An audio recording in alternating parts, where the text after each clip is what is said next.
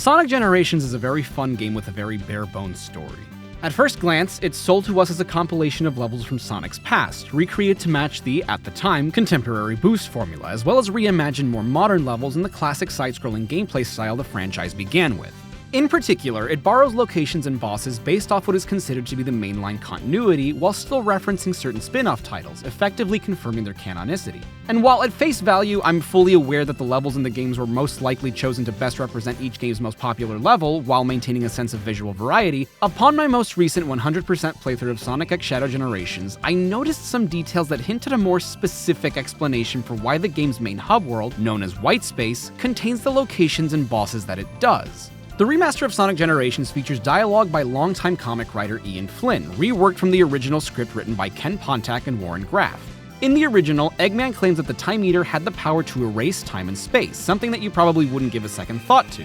It simply means that the Sonics, modern in particular, are re-experiencing their past adventures. But the rewrite has a very interesting revision to what the Time Eater's powers are and how they relate to Eggman's ultimate goal in the story. The Time Eater no longer erases time, but instead travels through it, and there isn't really any mention of traveling through space, meaning that the locations are purely determined by when they were visited on a linear timeline, likely explaining why they're set up the way they are in the game. More importantly, Eggman now says that with these powers and his control over the Time Eater, he could rewrite history, whereas in the original script, his plan is to erase the timeline and undo his previous defeats. While on a surface level the two plans seem to be functionally the same, the distinction lies in that, due to the original script's wording, we can now understand that back then, everything Sonic's ever experienced becomes undone, meaning all the levels we visit are the Sonics essentially visiting these locations for the very first time, as they would have originally happened. That means that Stardust Speedway canonically has a bad future, it means that the gun truck always had the razor blades, it means that Sonic traveled through Seaside Hill alone, Super Sonic never defeated Perfect Chaos, Crisis City comes out of nowhere, and the Werehog essentially never happened.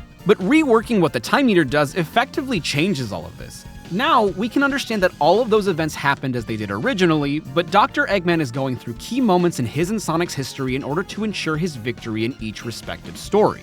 What got me thinking about this in particular was new dialogue the Tails say, paired with something Professor Gerald tells Shadow in his adventure. In the original script, they specifically state that the Time Eater tears space apart when it travels through time, explaining why the levels and their respective characters are stuck in limbo, and that the Sonics accelerating through time is what is restoring space-time.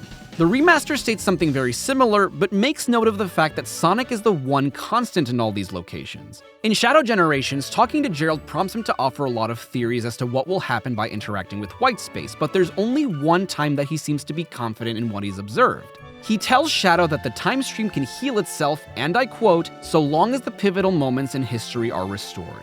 It's not just traveling and playing through these iconic locations, it's ensuring that key moments in the series are experienced. So long as that happens, everything else, all the spin-offs and side stories, fall back into place.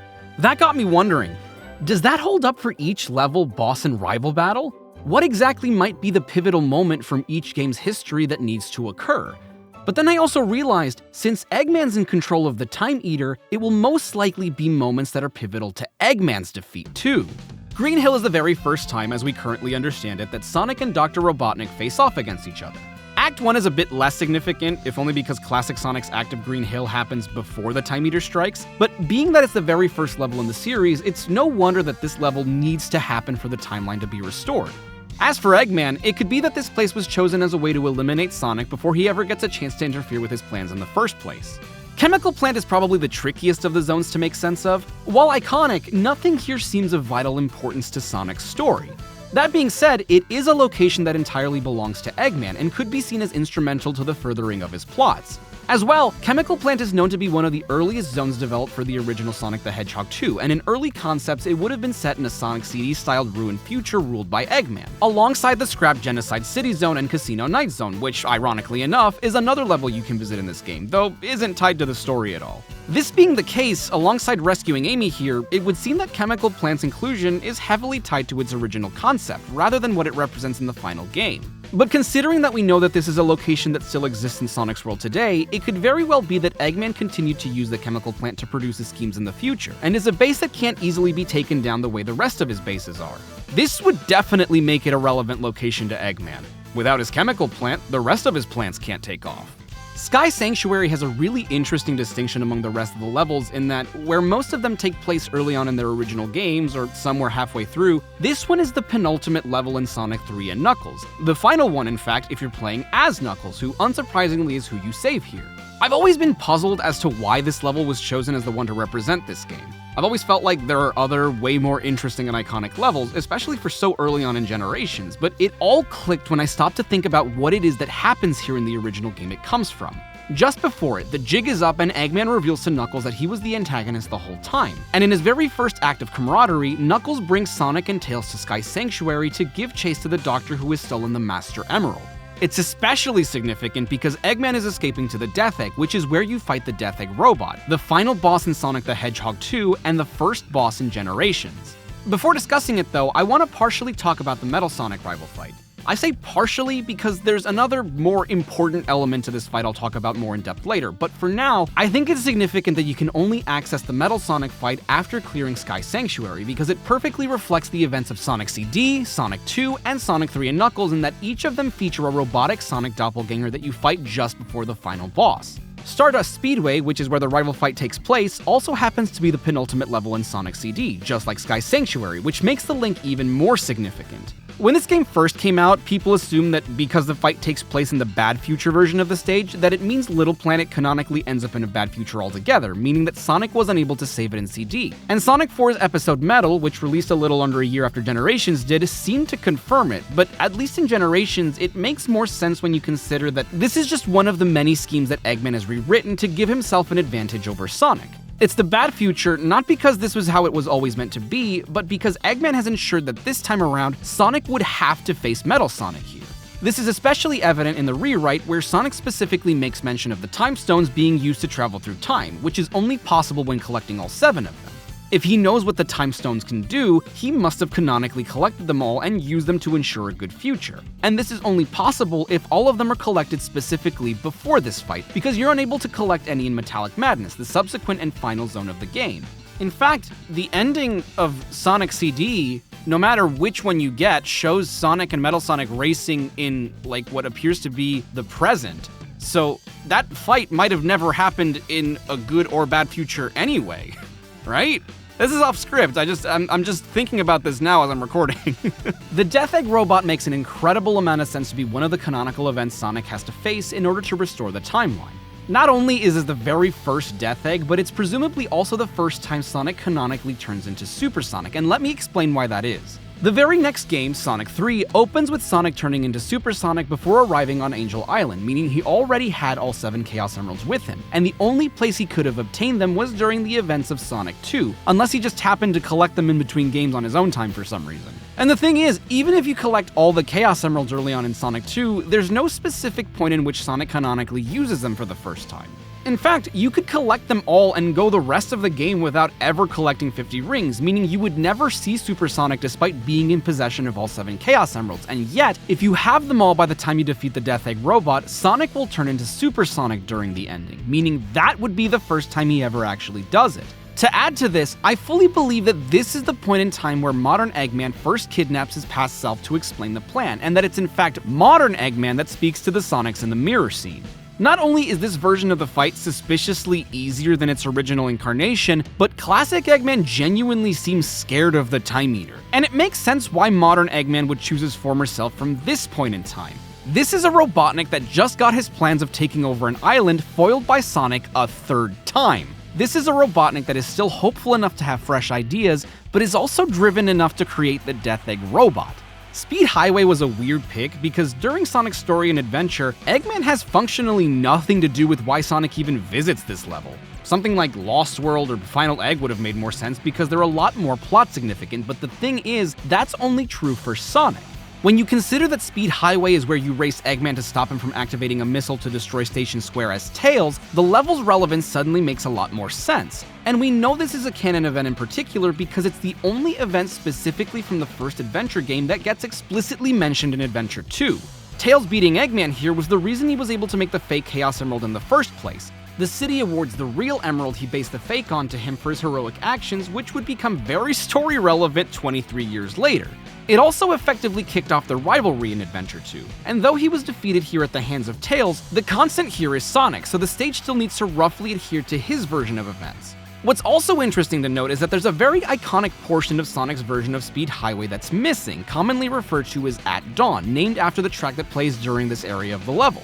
Only 3 characters visit Speed Highway in the original Sonic adventure: Sonic, Tails, and Knuckles. Where Sonic only visits At Dawn at the end of his stage, Knuckles' version takes place exclusively at dawn, and conversely, Tails is the only one of the 3 that never goes to this area.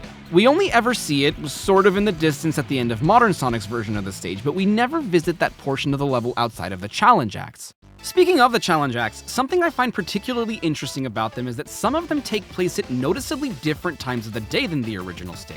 There are Green Hill challenges that take place at sunset and at night, while Speed Highway has a challenge that takes place during the day. There are a total of 11 challenge acts with this distinct feature, which are Knuckles' Horde of Enemies, Swing Set Circus, Aerial Paradise, Cream Chow Hunt, Thunder Shield Challenge, Rite of Spring, Rescue the Animals, Rouge the Temptress, Endless Boost, Vector Pick Up the Beat, and Action Master. And even these have interesting things to take note of. The classic era has no modern challenges where this happens, whereas the modern era has no classic challenges where this happens. As well, both eras have one level that don't have this feature: Chemical Plant for classic and Crisis City for modern. And when you think about it, it kind of makes sense, right? You only need to complete one of the challenge acts to be able to get the boss key, and especially given who fights each boss, it makes sense that they would be the ones to collect those keys. As well, it's possible that the Sonics don't actually complete every single challenge act, and I'd like to direct our attention to Shadow Generations for a bit so I can explain why that is. In the cutscene Shadow vs. Sonic, which plays after completing Shadow's Chaos Island, we see that Sonic has already completed City Escape. He must have, considering that in his game, you can't fight Shadow until the entire era has been restored and you're given access to the challenge acts. But if you look at the City Escape text above the level entrance, you'll see that it's green, which is the color it would have if you get anything but an S rank in the stage, meaning that Sonic may not necessarily be giving it his all. If he's not S ranking the stages, he most likely isn't doing all the challenge acts. But can we determine which ones he is doing? Well, the short answer is no, of course not, but I think we could at least figure out which ones he likely did do based on how unique some of these challenges are. To start, considering that Classic Sonic's levels are considered Act 1 and Modern's are considered Act 2, it's safe to say that Classic Sonic doesn't rescue any of Sonic's friends, only Modern does. Even if Classic started his chemical plant later, he may have still finished first given how much shorter Act 1 seemed to be. As such, I don't think that Green Hill's Horde of Enemies challenge happens because Knuckles is in it. Why would Classic be surprised that there's a modern counterpart of his if he already knows there's a modern Knuckles? He does see modern Tails, but maybe it just didn't register for him that it wasn't the Tails he knows? After all, Tails didn't realize that Classic Sonic looked different either. Instead, he could do Swing Set Circus, which takes place at night. I do think Horde of Enemies could give us a clue as to what challenge act comes next, though. If that one can't be done because it has one of Sonic's friends in his modern form in it, why not have the next challenge be one with a classic version of a friend in it? Chemical Plant's challenge could be Toxic Skies, as a sort of way to introduce classic Tails before he shows up later in the story. Considering that we see both modern Sonic and Tails at the Chemical Plant together after clearing Act 2, I could totally see the classics teaming up to complete a challenge act. Sky Sanctuary's challenge could be Aerial Paradise, which takes place at night, granting classic Sonic all 3 keys to open the boss gate, which he enters, with modern entering right after. Since we haven't fully transferred into modern Sonic yet, Classic could still be the one collecting the keys, but now that both eras are aware of each other, we could have him go through the Chow Hunt challenge against Cream set during the day. I think this is what made me hyper aware of the fact that time is still moving forward in these stages compared to the other ones. Like I mentioned, at the end of Speed Highway Act 2, we can see the dawn rising, and if the challenges are us revisiting these stages at a later point in time instead of them staying frozen in time, this is why this makes sense to me.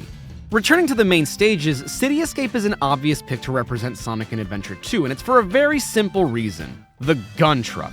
After escaping from the city into another part of the city, Sonic fights against Bigfoot and meets Shadow, after which he's apprehended by the military.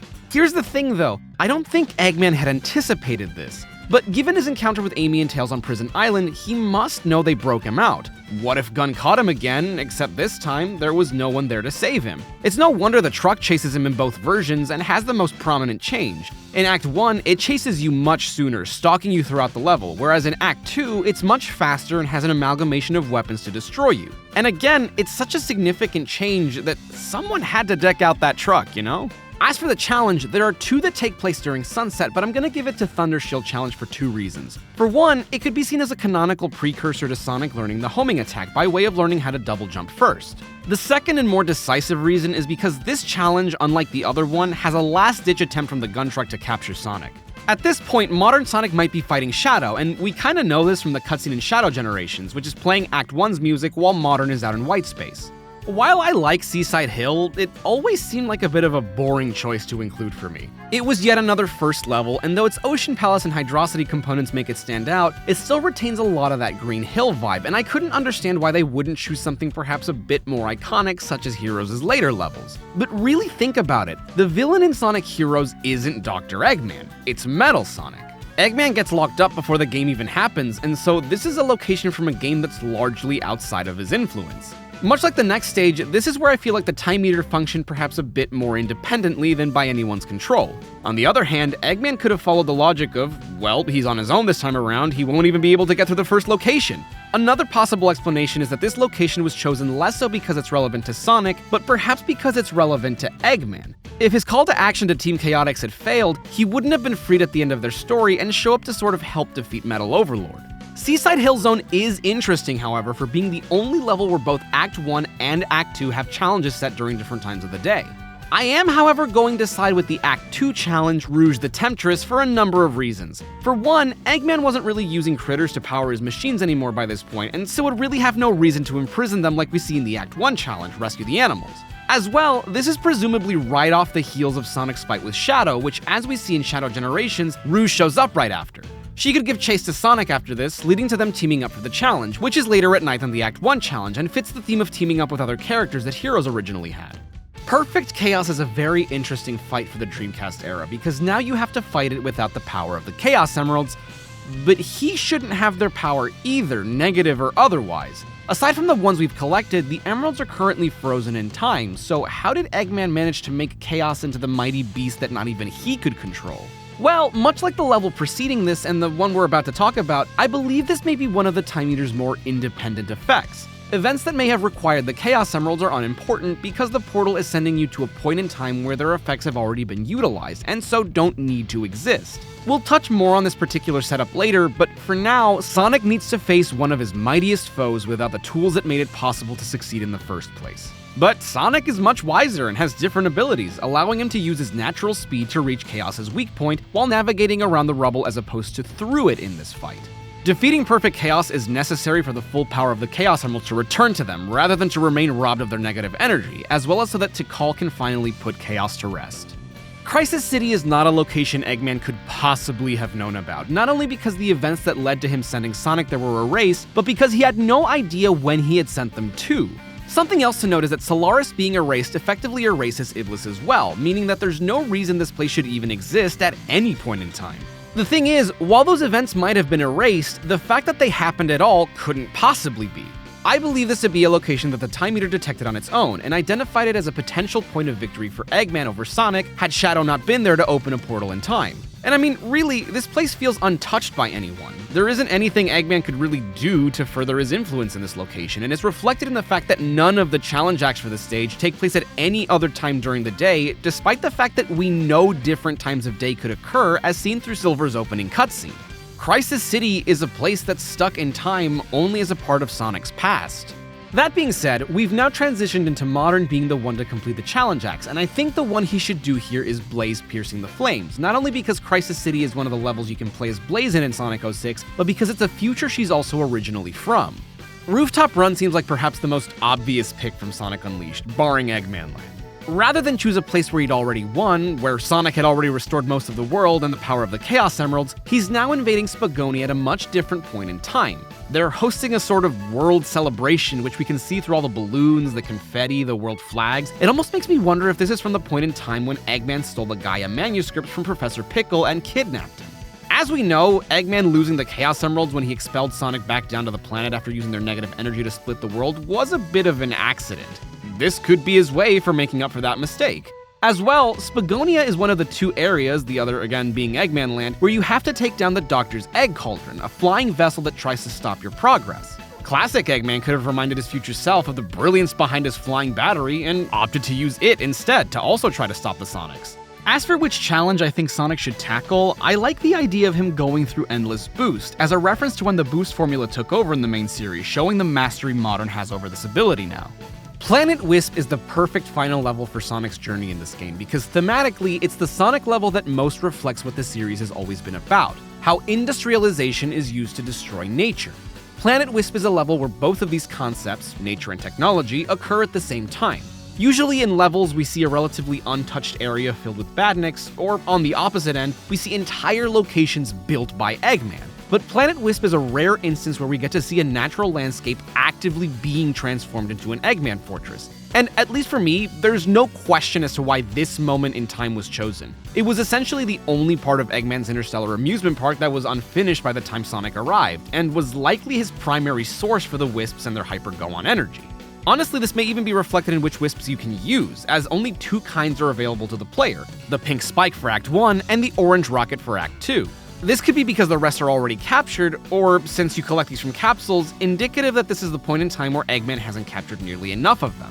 And I think it's no surprise why Sonic saving Planet Wisp is a pivotal moment in time. Without the help of the Wisps, Sonic likely would have died from the black hole during terminal velocity.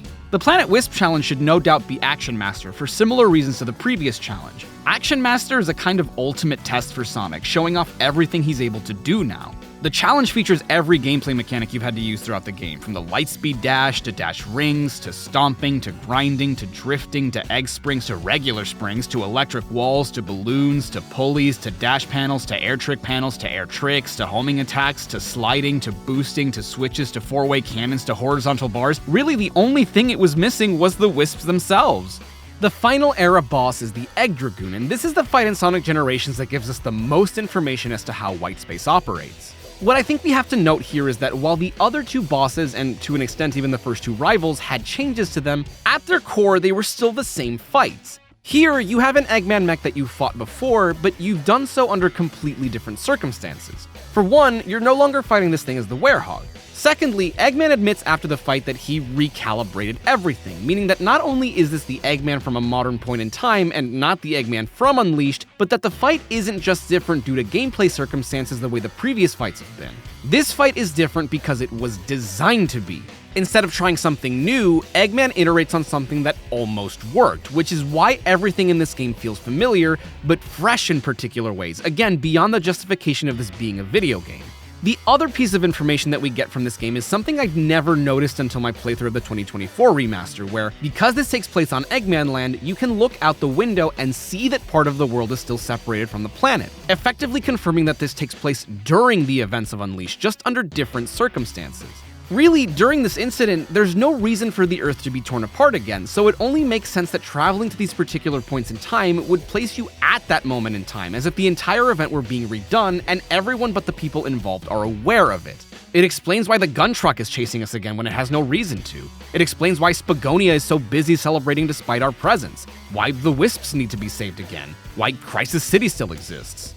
Now, you might have noticed that I skipped over the rival battles, only briefly mentioning the Metal Sonic fight, and it's because there's something very interesting that happens here. All three of our rivals are not frozen in time like our friends are. They only appear when the challenge gates become active. And once again, Shadow Generations has a bit of an explanation for that. Kind of. You see, while it's never explicitly explained why Shadow and the characters in his story don't get frozen in limbo, there may well be something we can glean from it. The characters in Shadow Generations are all characters that are instrumental to Eggman's success. Or, okay, let me rephrase that. They are all indirectly responsible for some form of success for Eggman, and in that same way, I think them being here is completely incidental. Omega is Eggman's most powerful automaton. Aside from his brief decommission in Forces, he's never been defeated nor destroyed. Orbot and Cubot, in spite of their ridicule of the Doctor, are still the most loyal robots he's ever built, though that's not exactly a high bar. Big, or I guess more specifically Froggy, is responsible for furthering Eggman's plans during the Station Square incident by delivering one of the emeralds so Chaos could transform again, as well as being NYA'LL's source to copy Chaos's data. The thing is, we know Eggman knows about and likely instructed NYA'LL to do that as a test because he explicitly says that he has everyone's data as well as Chaos's power, which is what we see in the newspaper at the beginning of Team Rose's story. If he had been imprisoned by Metal before doing this, Eggman would have no idea about the Chaos data. His grandfather, Gerald Robotnik, was the man he looked up to, and in his own words, aspired to be a great scientist like him, but that admiration was shaken when he realized that his grandfather's final wish was to destroy the planet alongside everyone on it. Despite this, we see that he still holds him in high regard during the events of Shadow the Hedgehog. In Frontiers, we learn that Ivo never really knew much about his cousin Maria, but he's fully aware that due to her death, his grandfather went down the path he did, and so to preserve the man he so adored, his cousin came as a package deal. But what about Shadow himself? He doesn't exactly fit the profile of any of these, and has even gotten in Eggman's way before. Well, I believe there to be two reasons why Shadow was brought to white space without being frozen. For one, he's in possession of a Chaos Emerald, one that luckily doesn't get frozen in time like the four you find around Sonic's white space do. Secondly, and this one is a bit more of a wild theory, Eggman merely instructed the Time Eater to freeze everyone but keep Sonic alive. Like Tails said, Sonic is the one constant in all these locations, and Eggman can't rework any of his plans if Sonic doesn't exist. He may be the reason Eggman constantly fails, but without both of them, none of these moments in time would ever happen. The thing is, the Time Eater is a primordial essence. It doesn't know what a Sonic is. As far as it knows, Sonic is just a hedgehog that interfaces with the Chaos Emeralds the way Shadow can, the way Silver can, and the way Metal Sonic most likely can. And yet another reason I believe they're the ones that don't get frozen is because unlike the ones we get from bosses and the one we get after completing Planet Wisp, the emeralds the rivals hold aren't frozen in time. In fact, we learn that the Time Eater really has little control over the emeralds at all. It tries to take one and gets hurt by it, despite it being frozen in limbo like the rest of the world. As we learn in Sonic Rivals, the Master Emerald is a superdimensional object that exists at all points in time, meaning that if something happens to it in the past, it will exist that way in the future. I believe that the Chaos Emeralds being frozen in limbo in Generations is meant to indicate something similar. The Time Eater can't interact with the emeralds, frozen or otherwise, because they're objects that transcend time.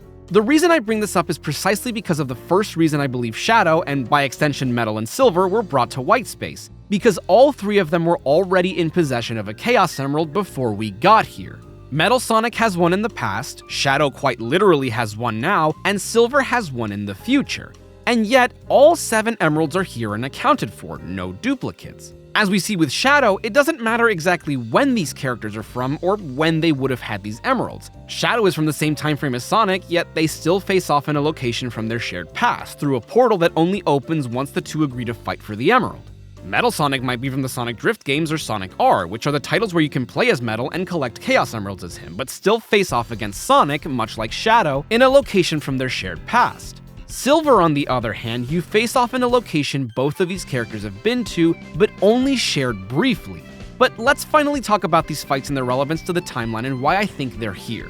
The biggest reason I wanted to talk about the rival battles only now is that, while I do think these fit the convention of what the rules of white space are, I don't think they do so on purpose. These encounters are not ones brought in by Eggman, but happen by chance through Sonic's encounters with these characters. Yet, in spite of that, they somehow do still stick to the rules we've seen so far. Shadow's rival battle recreates their climactic encounter aboard the Space Colony Ark at the end of both of the story paths in Sonic Adventure 2. The reason they're sent here and not to, for example, Green or Frog Forest is because this fight was what would decide if Sonic stopped Eggman from putting all 7 Chaos Emeralds into the Eclipse cannon and firing it at the Earth. The other 2 encounters had nothing to do with Eggman at all.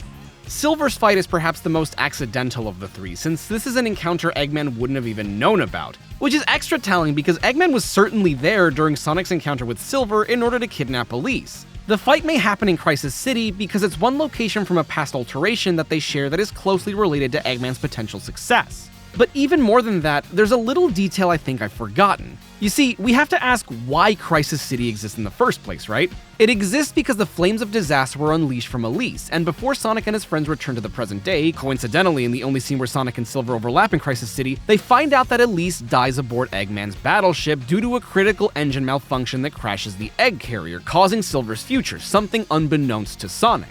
Though it's less talked about, even if Eggman didn't die during the crash as well, he certainly didn't prosper in any meaningful way after Iblis was released. Crisis City is perhaps one of the most pivotal moments in Sonic and Eggman's history, because without the events that happen in it, Silver never goes to the past to meet Sonic, much less would he send him back in time to save Elise and Eggman from the egg carrier crash. But something that strikes me as odd is what Silver says. Sonic, is that really you, or are you some kind of fake sent for the Chaos Emeralds? Even with the events of 06 erased, Silver and Sonic are at the very least friendly at this point, given the events of Rivals. And though it makes sense that Silver wouldn't take any chances when it comes to protecting the Chaos Emerald because he knows how important they are, why would he suspect this?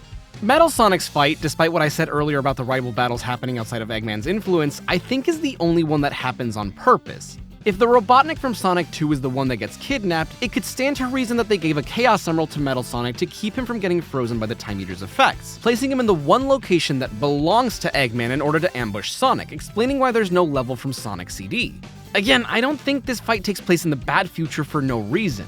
But given what Silver says, they possibly sent Metal to White Space in order for him to get the rest of the emeralds. Given that the other 4 remain frozen, it's safe to say that the Eggmen weren't in possession of them, but knowing how often Metal likes to go rogue, I wouldn't put it past him if he didn't even attempt to collect the emeralds and just waited in place for Sonic to get a chance to defeat him as he so often does. Which is also likely why the Time Eater tries to take one of them later in the story, only to be hurt by it. And the reason I believe this location is such a pivotal moment in time is because Metal Sonic is the most influential Sonic doppelganger of them all. During this adventure is when Eggman begins his obsession with controlling time, but without Eggman trying to rebuild Metal Sonic as his ultimate weapon and heroes, some of the teams we know and love today likely wouldn't have formed in the first place. The last thing I want to talk about is the Lair of the Time Eater, the final area we visit in Sonic's White Space. It's a rather odd place, and we don't learn much about it, nor do we spend enough time here to do so. What we can see is that the portal we enter through is quite large, larger than any boss gate or level entrance, as if it were catered to the Time Eater itself. As well, the portal is attached at the base to what seems to be a building of some kind, which itself houses additional gears, almost as if it too were a clock of some kind. Something I'd always noticed was how bizarre this location is. So many gears and wires, components that obviously belong to a clock. But something I'd never noticed is that there seems to be a backside to the portal, almost as if it were attached to it. And then it hit me. What if this whole area was once a giant pocket watch? Like, it being a broken clock is obvious, right? But specifically, it almost looks like it was a giant pocket watch that had its components burst out of it, explaining why everything in the background looks so formless. Most of all, though, it explains why the gears are broken and why they need the Chaos Emeralds to repair them. This is kind of random, but do you remember in Sonic and the Secret Rings how the Eraser Djinn described the 7 world rings? The 7 hearts that make up the stories. These are the 7 world rings that bind these pages together. They make up the stories and bind these pages together. Now remember, the world of the Arabian Nights is a world completely separate from Sonic's, and it wouldn't be the first time we see 7 colored objects that are important to the stability of a world and allow the user to transform into a superpowered entity. In Sonic Rush, the Soul Emeralds basically serve the same function for Blaze's dimension and allow her to turn into Burning Blaze. When they were brought to Sonic's dimension, it created a tear in space-time, meaning that these objects are clearly important for the stability of their dimensions' respective existences. What then happens when the timeline is disrupted and the emeralds no longer have influence over it? It's the reason that the Chaos Emeralds are what fit into the broken gears and are what is able to repair them. They are what hold space and time together in Sonic's dimension. In fact, the boss gates could all be seen as even smaller pocket watches, or even parts of that larger pocket watch itself. All of them come from where we fight the final boss, whom we find out was being controlled by Eggman this entire time. As well, all of them conveniently have a Chaos Emerald right outside of them, and the first 2 even have walls from the Lair of the Time Eater beside them, almost as if these boss gates and the emeralds had landed here after bursting out of the watch. And it makes sense that the emeralds would be found at these gates. Think about it, Sonic had all of the Chaos Emeralds with him during each of those boss fights originally. What sets these 3 apart from every other time that's happened though, is that they're all from points in time where he restored power to the emeralds. Destroying the original Death Egg was the first time he ever used the power of the 7 Chaos Emeralds altogether, while Perfect Chaos and the Egg Dragoon are both from different points in time where he was trying to restore their power, the same way he is now. And the reason why the remaining emerald is found outside of Planet Wisp is because that's an event from the latest point in the timeline, from both Sonic and Eggman's perspectives. In fact, thinking about it in this way makes even more sense when you consider that the red emerald is the only one that flings away upon its power being restored, almost as if it had originally been flung out of the latest point in the timeline. The others had already been flung, which is why they simply get drawn into Sonic when their power is restored. The Lair of the Time Eater is where the essence of the timeline itself lays locked away, or perhaps where it was stored originally.